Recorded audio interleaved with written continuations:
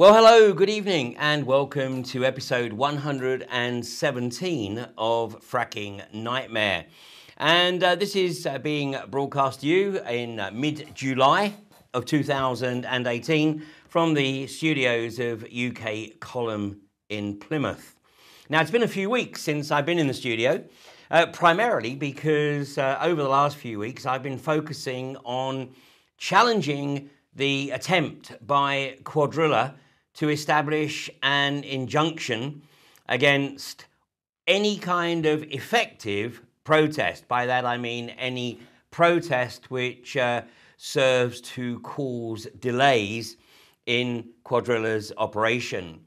And prior to the last broadcast, I had been in the courts to challenge the initial hearing. And the judge at that hearing set a temporary injunction in place, a 40-day injunction, pending a full hearing on the 10th and 11th of July. So in the run-up to that, I and my team prepared a significant bundle of documentation, which is just out of screenshot here. But the judge had something like 9 folders to deal with, 4 of which were from Quadrilla, and 5 from myself. And here you can see this is us in the parking lot, just a short distance from the civil courts in Manchester. And on the left-hand side there is Benjamin Dean, who functioned yet again as my Mackenzie friend and provided sterling support throughout the hearing. And to my right there is Bob Dennett. And it has to be acknowledged that Bob did a truly outstanding job in the court, because up until the Friday afternoon, he was absolutely of the opinion that he was going to have legal representation. And unfortunately, on the Friday afternoon, the team of legal support, solicitors and a couple of barristers pulled the plug on him.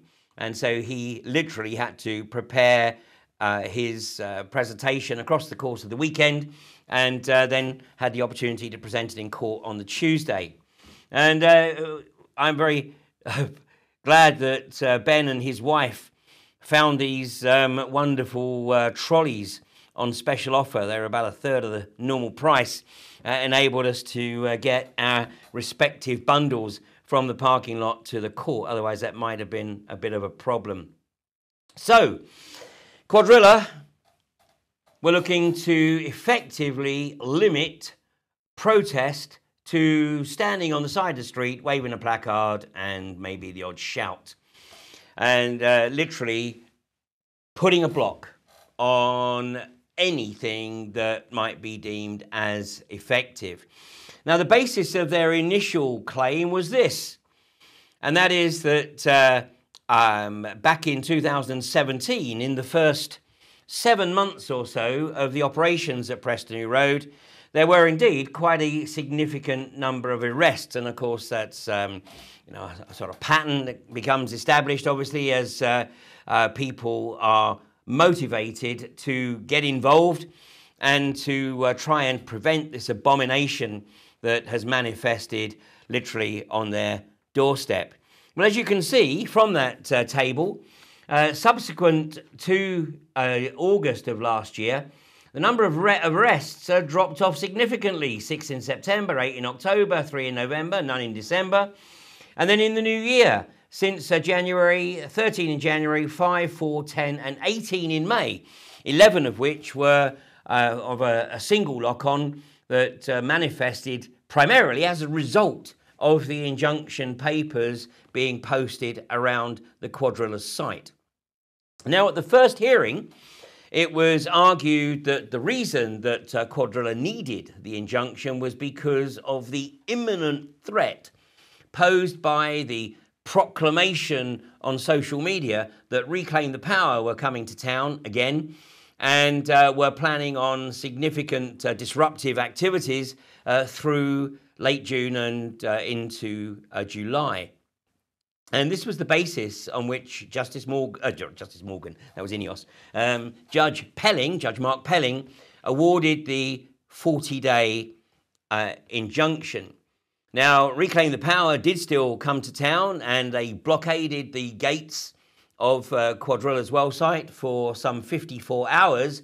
But according to Quadrilla, this was of no consequence because they had nothing planned for those 2 days, no deliveries planned, and so they were quite happy to let Reclaim the Power have their 2-day party.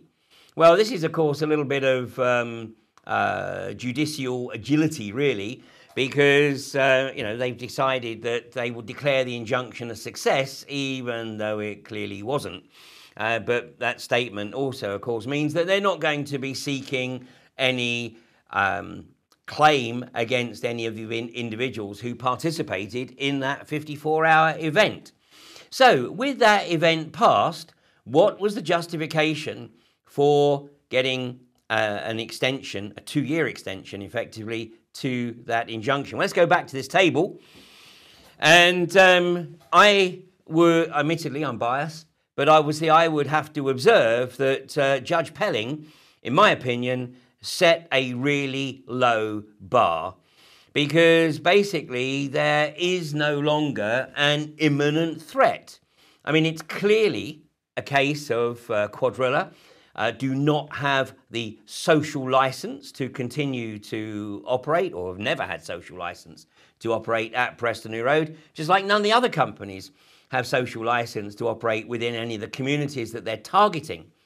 But on the basis of a perceived threat, then Judge Pelling granted the injunction. Now, this was despite me accumulating some 2,000 pages of evidence, including witness statements from Vera Scroggins in the United States, Sandra Steingraber from New York, who was one of the co-authors and founders of Concerned Healthcare Professionals of New York State, and one of the co-authors of the Compendium, which is some 280 odd pages of documented harm that the unconventional gas industry has caused, and it barely skims the surface. We had the MedAct report.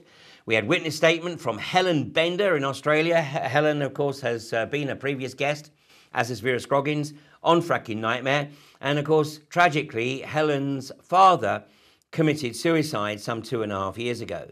And in an attempt to persuade the judge not to read the witness statements incorporated in my bundle, the Quadrilla legal team tried to dismiss Helen Bender's witness statement as just from somebody who lives within the proximity of an unconventional gas site in Australia.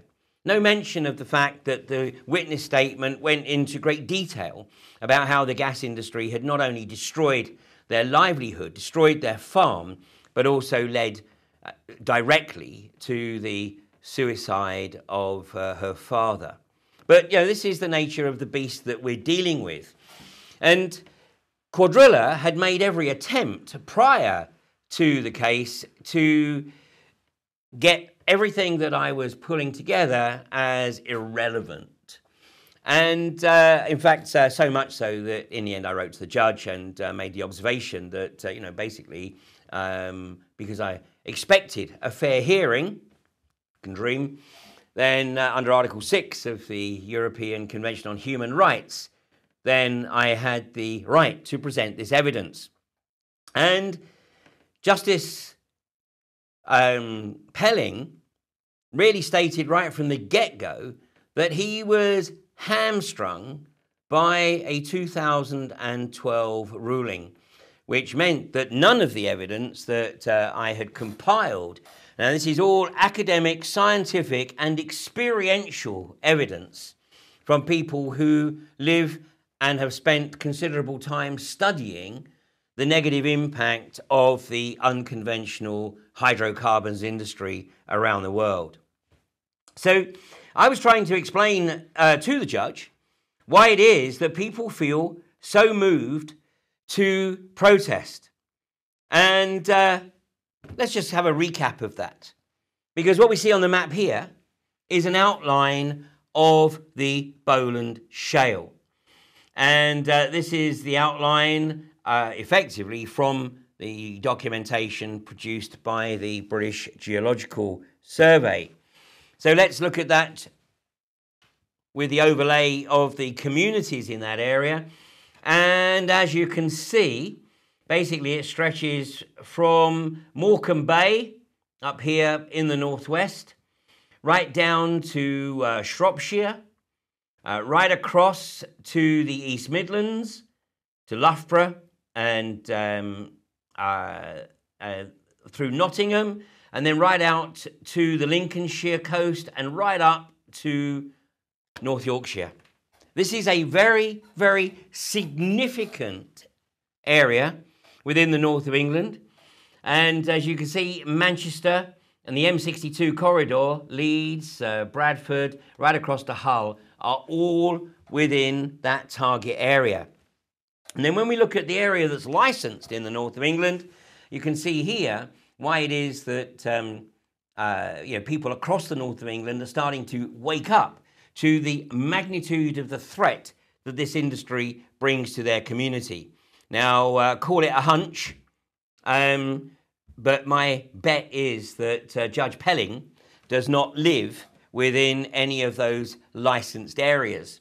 And I'm sure he was probably carefully selected for the case, and that was a factor in the equation. Now, another issue, of course, with this whole area, and this has been flagged up by Professor Peter Stiles, is that it has been heavily mined for 2+ centuries in some cases. And, there's the Lancashire coalfields over here in the northwest, and then the Yorkshire right down through to the Nottinghamshire on the eastern side of the Pennines. And the only area that's really not licensed is this area, or let's go back one, is this area right up through the high Pennines there. So Professor Stiles making the observation that not only are the fracking companies looking to drill and frack beneath this heavily mined area, there are also a very large number of natural faults in this area. And if we go back to that diagram, what we see over here on the left are the fault lines. And Professor Stiles has made the observation that basically the companies are making their applications to drill and frack based on extremely limited information. And in fact, they are not going to the Coal Authority, and they are not seeking the information that is held by the Coal Authority to determine the likely impact of drilling and fracking in these areas that have been heavily mined. And one of the reasons that the industry does that is because if it doesn't have access to the information, then basically it can plough on in known ignorance, willful ignorance. And then they'll plead ignorance when it all goes pear-shaped. Now, to add insult to injury, of course, this isn't about just one well. And I was making the observation to Judge Pelling that obviously any ruling he makes, and it's the same with the INEOS application and the UCOG application. The INEOS application is in the process of appeal, but that appeal isn't likely to be heard until next March. And the Judge Justice Mail on the UCOG hearing has yet to make a ruling. But the likelihood is that obviously these rulings will be used as a precedent to try to curtail any future protest activity. And I was trying to get Justice Pelling to acknowledge the fact that, Quadrilla have themselves stated that they have every intention of establishing up to 120 well sites within this licensed area. And that 120 well sites would accommodate anything from 400 up to 400 plus wells. And each of those wells, of course, demanding a significant chunk of water, which we'll come on to in a second. But, when we look at the visual impact in Wyoming, in Oklahoma, in Texas, in Pennsylvania, in southern Queensland, it doesn't matter where you go, this is the sort of image that you would expect to see in an unconventional gas field. Now, the UK, and particularly the northern UK, would be the most heavily, densely populated gas field anywhere in the world. So all the problems that have arisen elsewhere have been in areas that are a lot less populated. And for example, southern Queensland has a population density of less than 1/100th, less than 1% of that of northern England.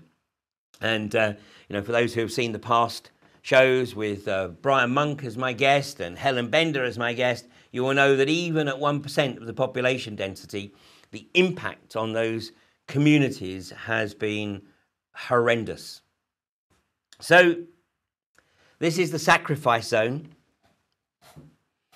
and potentially the British government right now is looking at maybe something in the region of 10,000 wells being drilled across that area. Well, if that happens, and I'm going to predict that it won't, but if that happened, then it would turn northern England into effectively a contaminated area where property would be dirt cheap and people would live there knowing that their life expectancy was being somewhat limited, and the quality of life, of course, would be a total disaster.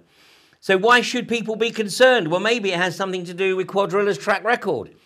And this is a table from Professor Styles' report that I've showed on previous episodes of Fracking Nightmare. And what you see here is the table of the frack that was conducted by Cuadrilla at Priest Hall back in 2011. And this is the frack that triggered the seismic events on April the 1st and May 27th of 2011. As you can see here, the first event on the 1st of April occurred the day after Cuadrilla had run the second stage of their test frack at Priest Hall, and that was the 2.3 seismic event. And here's the acknowledgement that they knew on the 4th of April that they had deformed the casing, because that was confirmed with the caliper test that they ran immediately after that seismic event. But they still went ahead with the next two stages of the frack, the third and fourth stage. And then on the 27th of May, there was a further seismic event of 1.5 on the Richter scale. Now, basically, they still went ahead on that day with the fifth stage of the frack, but they actually stopped after just doing the initial pressure test on the 31st. Now, at no point did Cuadrilla even apparently consider, or certainly not openly, that they were indeed responsible or in any way implicated in these seismic events. But later on that year, following a study actually commissioned by Cuadrilla, this is about as close as you get to a corporate admission, where they said, this is from the Daily Telegraph in November of 2011, Cuadrilla admits drilling caused Blackpool earthquakes. Well, he didn't quite go as far as to say, yep, it was us. What they said is that their activities had probably caused the two seismic events that occurred in Blackpool. Well, condescendingly, they acknowledged that they would modify the amount of fluid used, and they would also install an early warning system. Well, they never got the opportunity to do that because by this time the moratorium was in place. Well, as it became increasingly apparent that Cuadrilla knew fine well that they had deformed the casing and that they didn't have sufficient knowledge, experience, or common sense to actually stop pushing ahead with the fracks. And Charles Hendry, who was the Minister for Energy at the time, in May of 2012, he wrote to Lord John Brown, who at that time was not only chairman of Quadrilla, but he was also David Cameron's energy advisor. And here's that letter, well, a photocopy of the letter. Dear John, I'm writing to you in your capacity as the current chairman of the board of Quadrilla Resources. You will be aware that my department is concerned that Quadrilla failed to recognise the significance of the casing deformation experienced in the earth tremor triggered by fracking operations on the 1st of April 2011. So much so that the company did not report it to officials in contemporary discussions as to the possible cause of the tremor and the probability or possibility that it might have been linked to the fracking. In the light of Quadrilla's responses to my department's subsequent inquiries, I have formed the view that this failure discloses weaknesses in Quadrilla's performance as a licensee, which need to be addressed. I'd like to discuss these matters with you, your chief executive, and a representative of AJ Lucas, the Australian company that I think has 40% holding of Quadrilla, as soon as may be convenient, to hear what improvements you might propose to address these concerns and how these might best be implemented. Well, obviously, Charles Hendry was trying to get the attention of Lord John Browne, and he certainly did that, because a meeting was convened on the 2nd of July. Now, the minutes of that meeting proved extremely difficult to get hold of. And when they were finally retrieved, then they only appeared somewhat heavily redacted. So let me quote a couple of sections from the notes of this meeting. So Lord John Browne was present, Francis Egan was present, the Chief Executive Officer of Quadrilla, who'd been appointed at the start of 2011, and Mark Miller, who was the Chief Executive Officer of Quadrilla but had effectively moved sideways or downwards and became Chief Operations Officer. And here's what Charles Hendry said in opening the meeting. Although previously there had been cross-party support for the Quadrilla project and fracking more widely, this had now turned into a very controversial issue.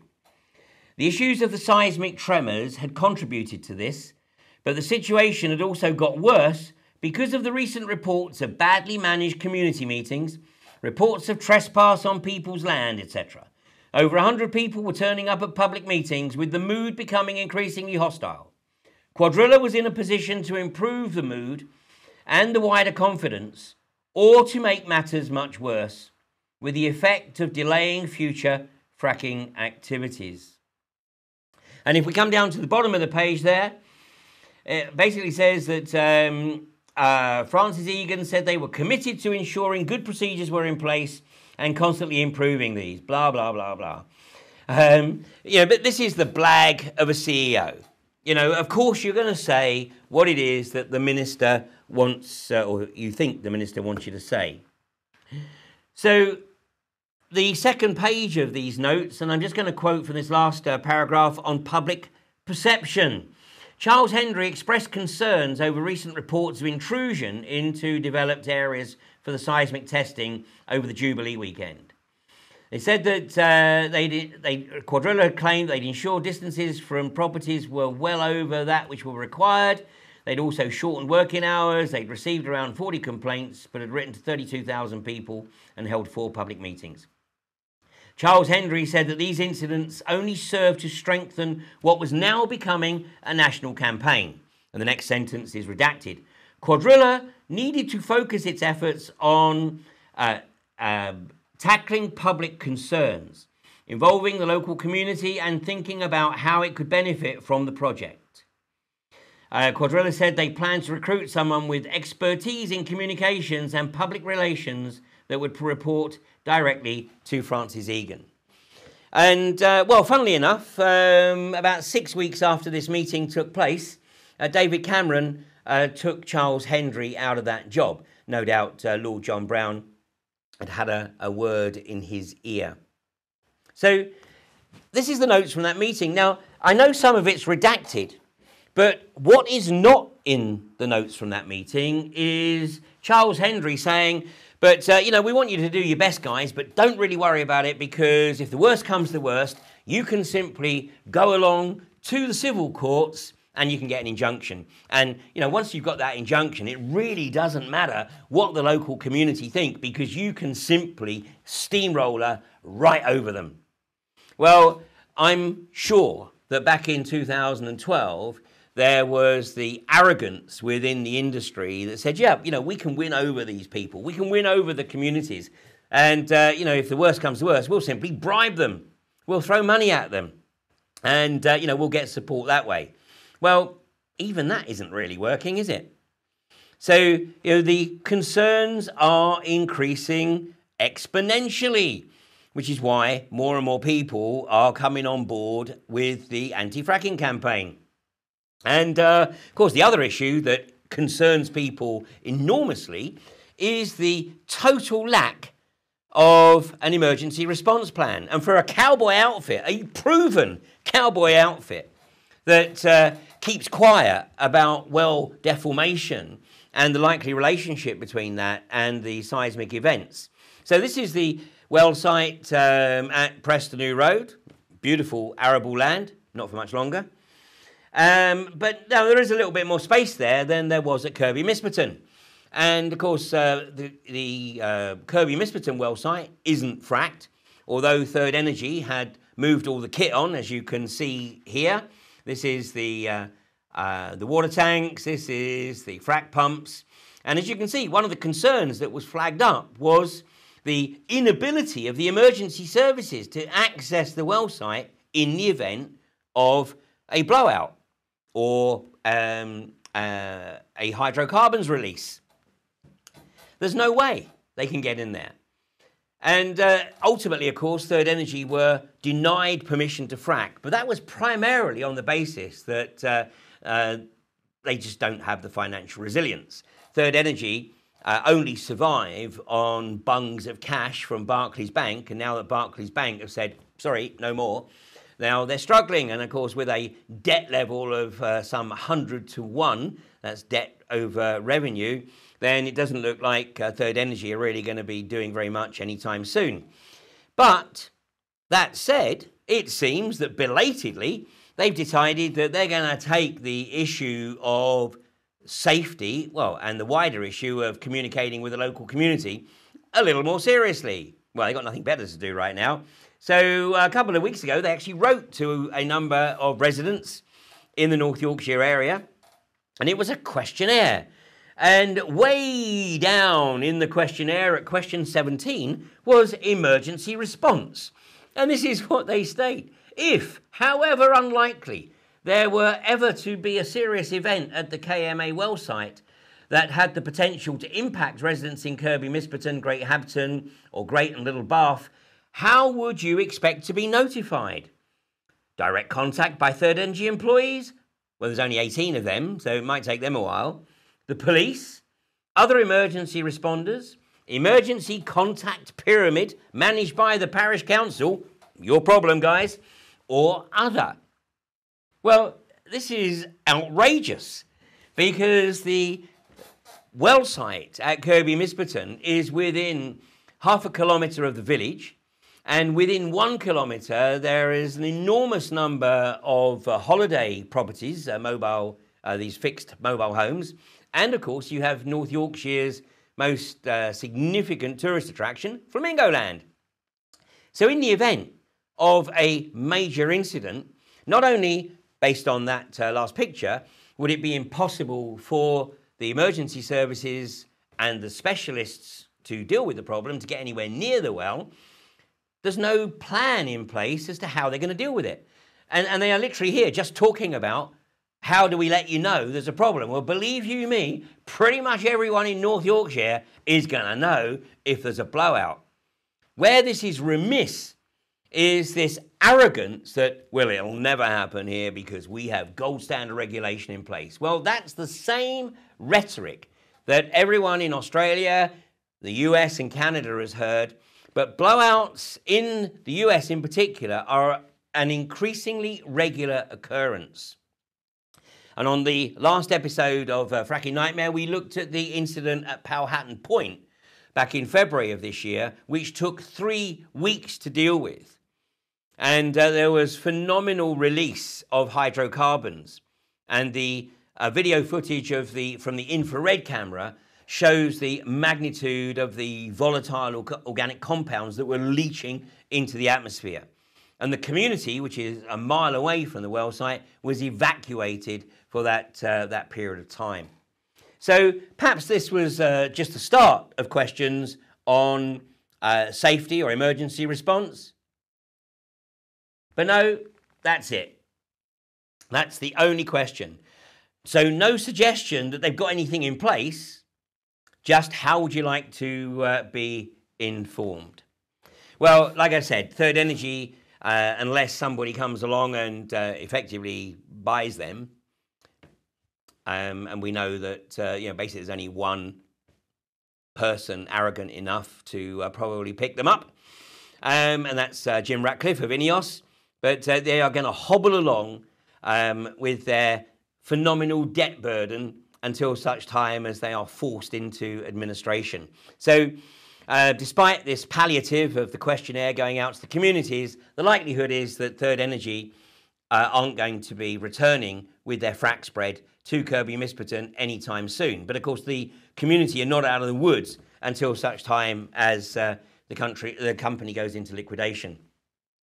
Meanwhile, over in the northwest of the country, Quadrilla might have got their injunction, but then Mother Nature kicks in, and the phenomenal weather that we are enjoying across the UK at the moment, which is forecast to continue well into August. In fact, temperatures this coming weekend are forecast to be 30 degrees plus across a significant chunk of the country. And although there may be the odd storm, it's certainly not going to be anything significant. And consequently, United Utilities, which provides water for the northwest of England, have announced that from August the 7th, there will be a hosepipe ban. So this is the area supplied by United Utilities.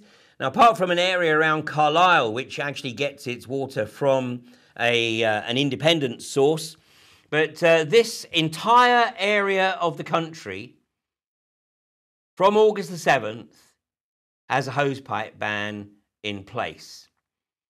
Now, it's obviously a big problem that United Utilities are losing, and I believe it's the figure I've seen reported is 439 million litres of water a day being lost from its pipework system. But let's understand one thing. Water that leaches out of the pipework system is not lost to the natural cycle of water, because of course it goes into the ground and it will eventually find its way into aquifers or into surface water, whatever. But it's not lost to the system.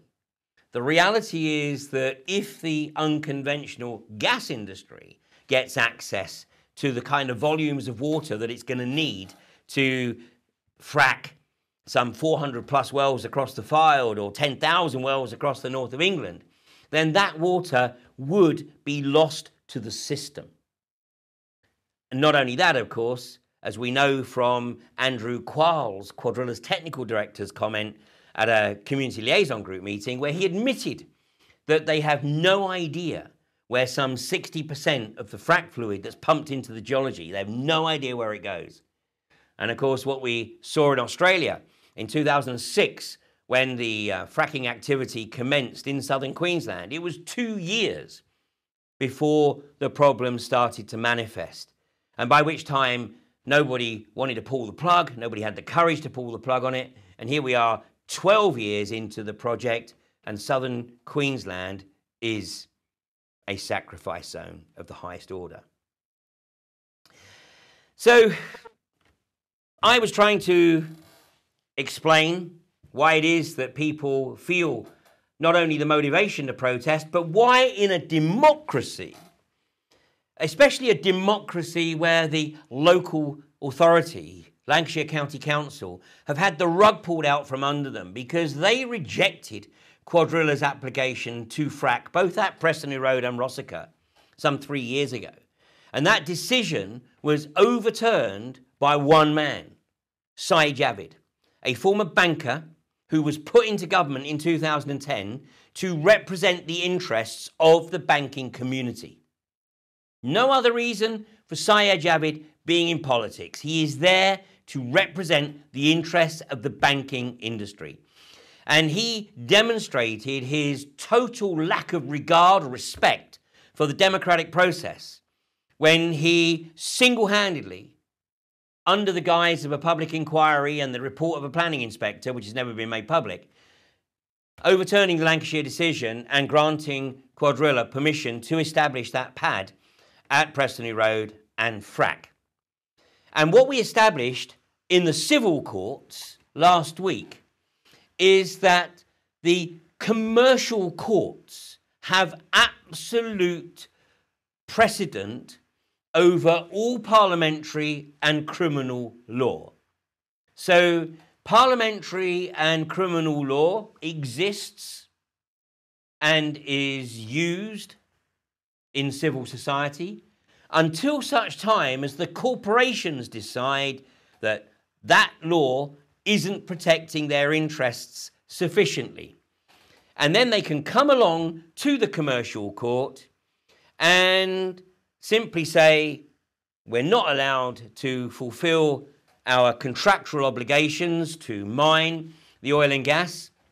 And frankly, we're not interested in the health and well-being of the community. We're not interested in any negative impacts on the environment or the ecology. We just want to be able to do what we've got permission to do so that a few people can make a shed load of money in a very short space of time and then take a hike when all the problems start to manifest. And as for these people protesting and bringing along all the scientific, academic and experiential evidence that this industry leaves a trail of devastation in its wake, it's not relevant. It's a complete irrelevance. Now, whether Judge Pelling would, under different circumstances, have heard the evidence, I can't really say. But what the situation is that the judges in the lower courts hide behind a ruling that was made in the aftermath of the Occupy protests back in 2011, 2012. And this is the ruling that is currently being challenged by Joe Boyd and Joe Corrie with their challenge against the INEOS injunction. And like I said, unfortunately, the appeal is likely to be heard not until next March. But this is an extract from the ruling back in 2012 that the judiciary hide behind and say, sorry, can't take any of this information. Yes, we know that it's academic, scientific and experiential, but it's not relevant because of this ruling from 2012. So obviously, there's a lot more detail than this, and I would encourage you to do your own research. But this is from the City of London versus Samid in the Court of Appeal, where the Occupy protest was appealing the court's decision to forcibly remove the camps that were established in the heart of the City of London. And here's what one of the appeal court judges said. No one has doubted or could the significance of the causes the defendants promote, or the sincerity and passion with which they are doing this. Views will divide on the thoughts and sentiments expressed. Some might gain a wide consensus, others might not. However, this is not for the court to judge. It is not for the court to venture views of its own on the substance of the protest itself, or to gauge how effective it has been in bringing the protesters' views to the fore. The convention rights in play are neither strengthened nor weakened by a subjective response to the aims of the protest itself or by the level of support it seems to command. Mr. Forsyth submitted, and I agree, that the court cannot, indeed must not, attempt to adjudicate on the merits of the protest. To do that would go against the very spirit of Articles 10 and 11 of the Convention, i.e. the European Convention on Human Rights. So Basically, what the judges are saying here is that the validity of the protest and the reason for the protest cannot be taken into account. It's an irrelevance. Now, I acknowledge that Judge Pelling used the terminology of the appeal court, and he said that he recognised that the views of the defendants, i.e. myself and Bob Dennett and Tom Burke, were at the high end of the conscientious process, if you like. Well, my argument is that this isn't high end, it's off the scale. Because the Occupy protests were about a financial system. And whilst obviously the financial system has significant negative impact on many millions of people, it's much less tangible than the direct evidence that the unconventional gas industry will carve devastation wherever it establishes a footprint in this country, or anywhere else in the world for that matter. So right now, Cuadrilla have announced that they've completed the drilling of the second well, the second horizontal well. They have permission to drill 4, but they have submitted an application to FRACK to Greg Clark. Now, the observation was made that if Greg Clark had signed off on the application submitted by Third Energy to frack at Kirby Misperton, it would have been the end of his political career, because the likelihood is that Third Energy would have messed up. That was a congested frack pad, and Third Energy knew, and the companies that they were engaging to run the frack knew that they shouldn't be doing it, but greed was what drove them.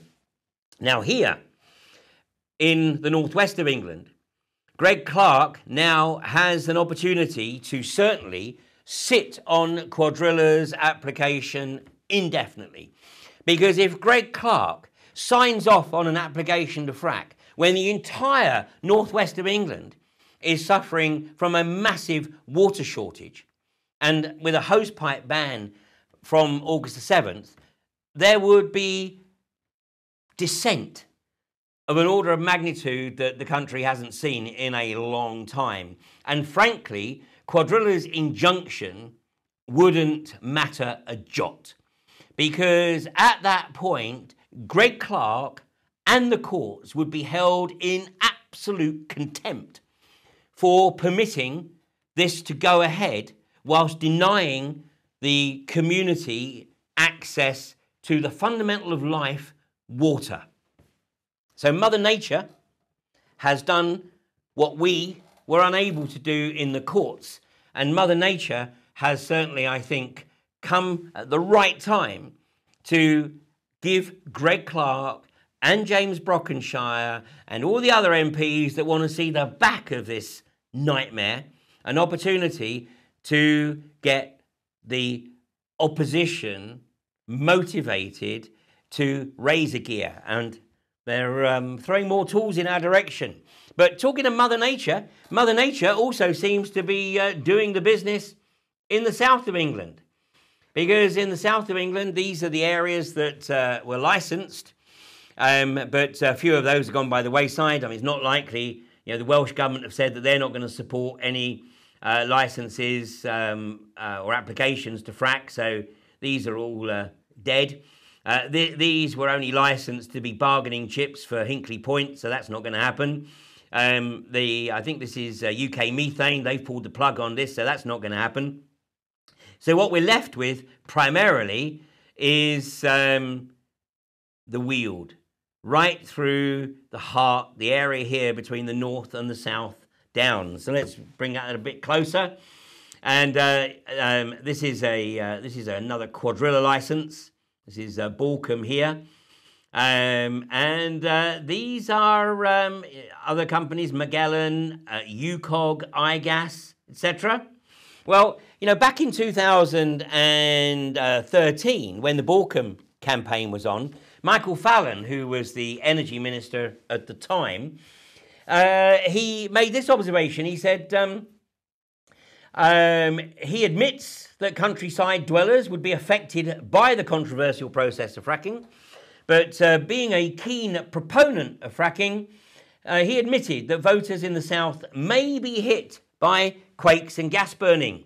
And in fact, I wonder just how much of a proponent he really was, or whether he was just, doing what he thought he had to do to toe the party line. Because what we know, of course, is that the whip had some pretty damning material on Michael Fallon, so they could pretty much manipulate him into saying whatever they wanted him to say. Of course, at some point, he clearly didn't do what they wanted him to say, and that information came into the public domain. But here is what he was quoted as saying. He said that referring to people who live in the countryside who have supported fracking, Energy Minister Michael Fallon said at a private meeting in Westminster, "We're going to see how thick their rectory walls really are and whether they like the flaring at the end of their drive." Now, that was almost exactly 5 years ago. But what he probably didn't realise was he was being remarkably prescient, because the south of England has now been hit by, in fact, it's now a total, I think, of 9 earthquakes, 2 just yesterday. This is from the 4th of July. It says Dorking has now seen 6 earthquakes in just 3 months. But like I said, this is literally from yesterday, the 2nd earthquake recorded near Dorking and Gatwick Airport in the past 12 hours. And this report was published at just before 4 o'clock yesterday afternoon. Another earthquake has hit Surrey, the 2nd recorded in the past 12 hours. The first was recorded in Newdigate, which seems to be the Ollerton of the south now, i.e. the earthquake capital of the south of England, at 4:59 a.m. yesterday morning, with a magnitude of 1.7. Although the British Geological Survey has since raised the magnitude to 2.0. And then yesterday afternoon, a 2nd earthquake measuring 2.7 has been recorded in the same location.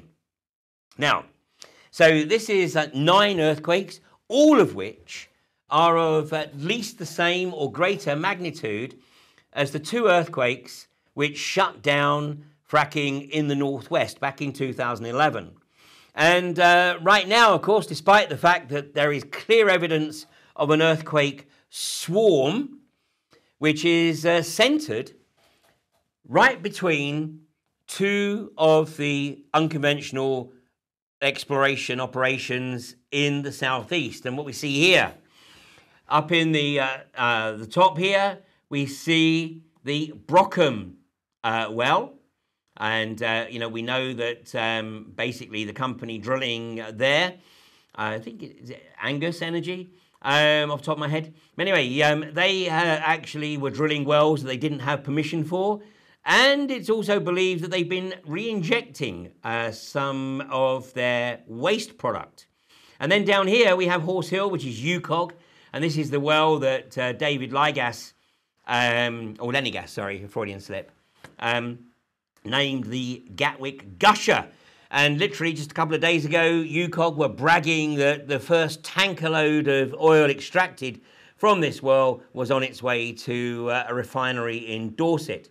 Well, the earthquake centres on Newdigate, which is, I say, just down here. So as the crow flies, this is barely a couple of miles. And I think that's about 4 miles between Brockham and here. So, of course, the unconventional gas industry is doing exactly what Quadrilla did back in 2011, saying, well, nothing to do with us. Nope, nothing to see here. Keep moving along. Despite the fact that the area has been earthquake-free for, I believe, some 50 years. And now we have a swarm of earthquakes in very close proximity to these drilling operations. So no moratorium yet, but what better opportunity for Greg Clark and James Brockenshire to buy a bit more time for the opposition to get up a gear or two. Because Quadrilla aren't going to be doing anything in Blackpool unless you want to commit political suicide. And, you better call a moratorium in the southeast pending further investigation of the geology and the links between the drilling and this earthquake swarm. Otherwise, that could come and bite you in the butt, especially if a rectory wall gives way anytime soon. Now, To add insult to injury, today starts the consultation period which the government has announced before taking all applications for exploratory wells away from local communities and simply labelling it permitted development. So what does permitted development mean? Well, permitted development gives you the opportunity to put up a shed in your back garden or make a small extension on the back of your house without having to go through the rigours of the planning process.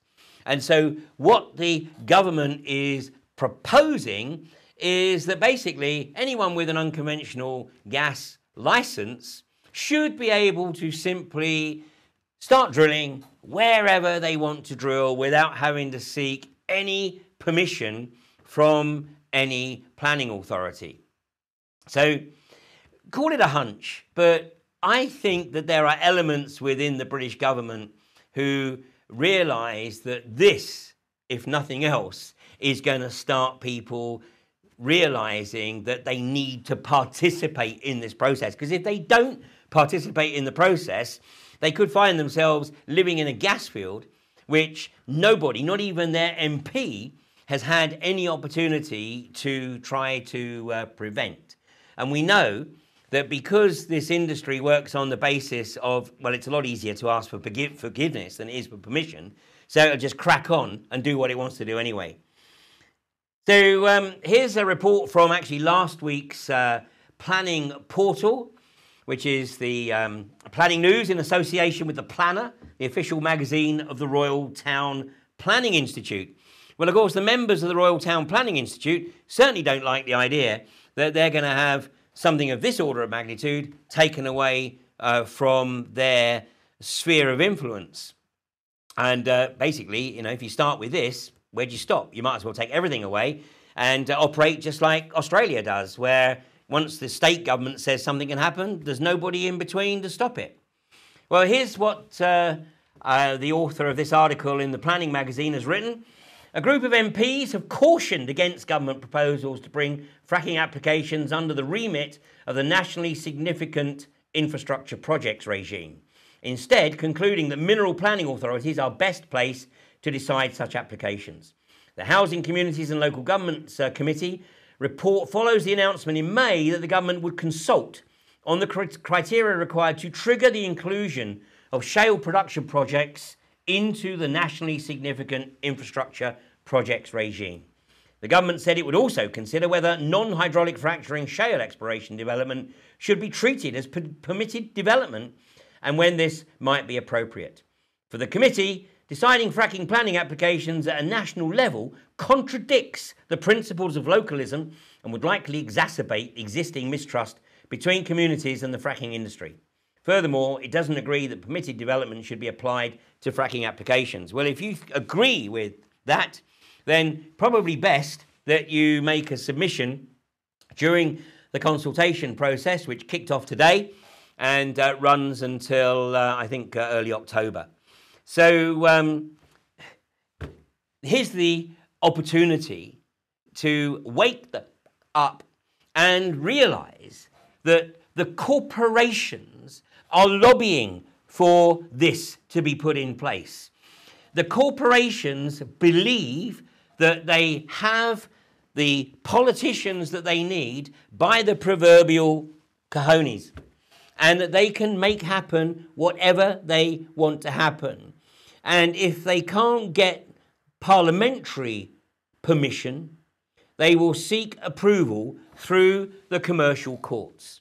And as we proved last week, commerce in the UK has absolute priority over the health and well-being of the residents anywhere in the country.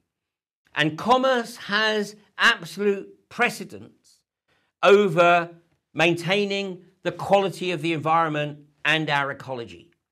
And I quoted from the Environment Agency report, which was published in February of this year in court last week, where the Environment Agency, in the last paragraph of that report, recognised that fracking is potentially a very, very significant threat to this nation's water supply.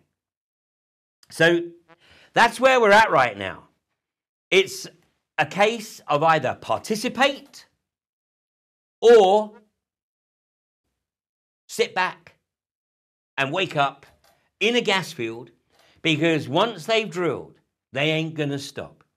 That's what we've seen everywhere else, because they'll drill the first well and see, no problems. They'll drill the second well and say, see, no problems. And they'll get the bits in the ground as quickly as they possibly can, because they know fine well that within a year, 2 years, 3 years, whatever, the problems will start to manifest.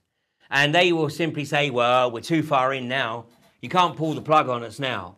And those people living in the sacrifice zones will be condemned to lives of absolute abject misery because of the apathy of people living in those communities and outside right now. So, that's where we're at, but it's not over by any stretch of the imagination, because the anti-fracking community is nothing if not creative. And I'm going to just close today on a couple of observations which should be deeply concerning, as if everything I haven't shared already isn't concerning.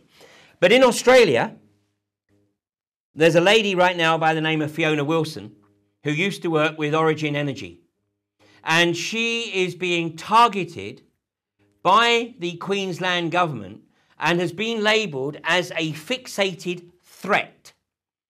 And she has been forcibly medicated because, as a former executive of Origin, she was trying to share with the Queensland government her experiences of Origin Energy ignoring basically the protocols for environmental protection, ignoring and riding roughshod over the communities that they were targeting.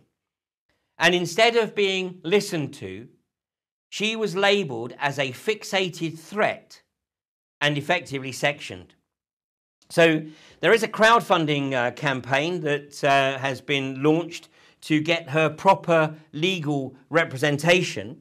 And you can find that if you go to GoFundMe and then just put GoFundMe and Fiona Wilson, you'll find her page. Now, I also had heard of fixated threat in the UK, but only, some time ago. So I went and looked up fixated threat in the UK, and what I discovered is this website, fixatedthreat.com. And this actually dates from 2003, would you believe? And here it is. The Fixated Threat Research Group was set up in 2003 following a competitive research tender issued by the UK's Home Office. It comprises a group of forensic psychiatrists and psychologists from the UK, Australia and the US who have expertise in the field of stalking.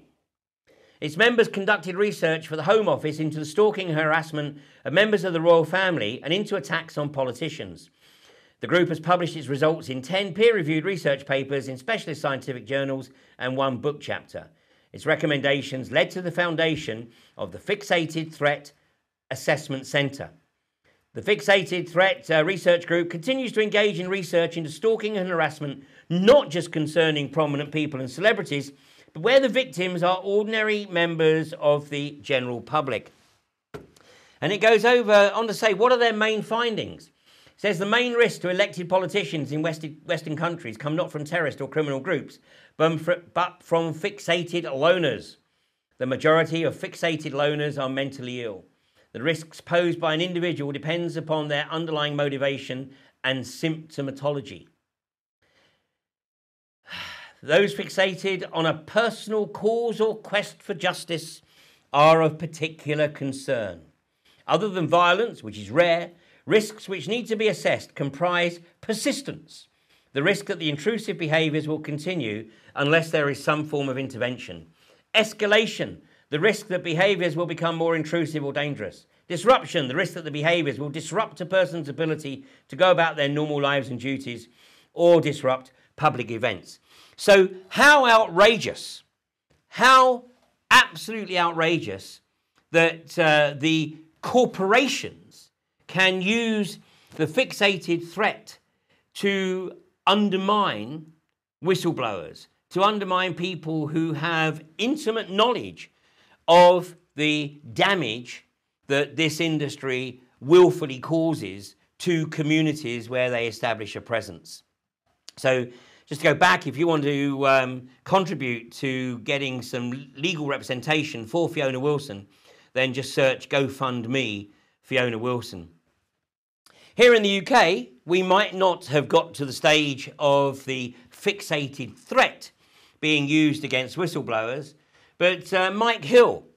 Now, Mike Hill has been the subject of a previous episode of Fracking Nightmare some 3 years ago or so, when he was running as a candidate in the 2015 election, I believe it was, on a pro-regulated fracking ticket.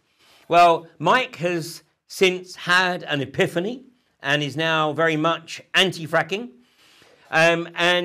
He was challenged by his professional institute, the Institute of Engineering and Technology, following an event which he participated in North Yorkshire.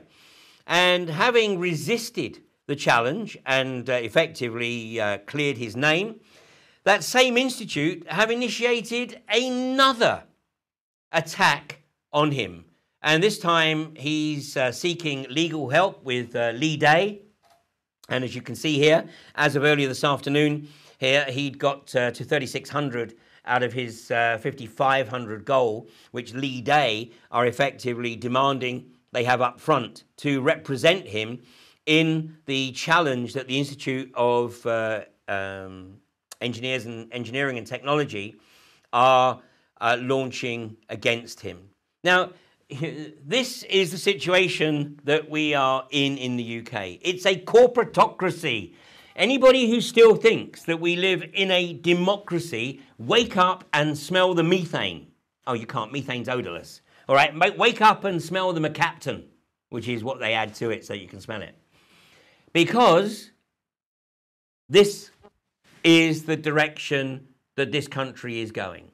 The corporations, not content to let Parliament set its laws, not content to let democratic process determine what is a permitted industry and what isn't, the corporations believe that they own the government and they own the courts.